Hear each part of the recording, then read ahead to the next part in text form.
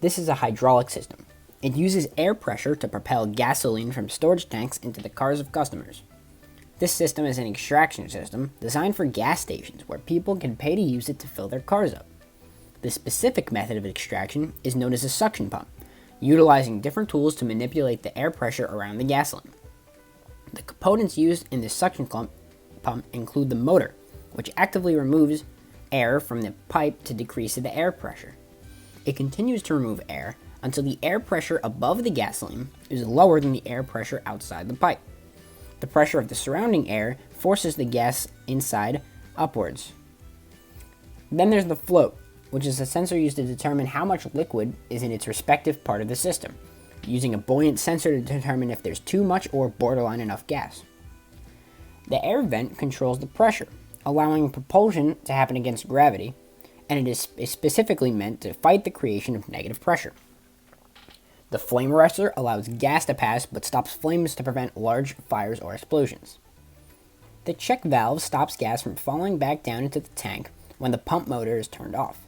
It makes an airtight seal above the fluid, allowing the gasoline to stay in the pipe as opposed to falling back down. This process is called keeping the prime. The rotary pump is a type of positive displacement pump. It increases the air pressure under the gasoline. The blend valve is what allows for the multiple grades of gasoline to be distributed. Usually, in the blend valve, the highest grade and lowest grade of gasoline are mixed together to make a mixture of any ratio of high to low.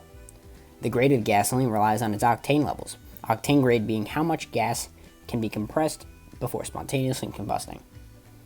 Finally, the storage tanks are where gasoline is held. Evidently, there are usually two of them. Each holds a different grade of gas. Components of the gasoline extraction system inside of the storage tank where the liquid remains until a pump is used. Inside the storage tank, a float is constantly measuring the capacity of the gasoline and will reduce the flow rate when activated to prevent overflowing. As the pump is dispensing the liquid, air vents assist in the air flowing into the tank while it empties. When the tank is finished filling up, a check valve makes that airtight seal to keep the tank from overflowing with extra gasoline. The blend valve finalizes the system by blending the two grades of gasoline into a variety of gasoline types from a high to low mixture. The gasoline nozzle then feeds the gasoline into a vehicle and uses the auto shut-off system to detect the saturation of the tank in the car.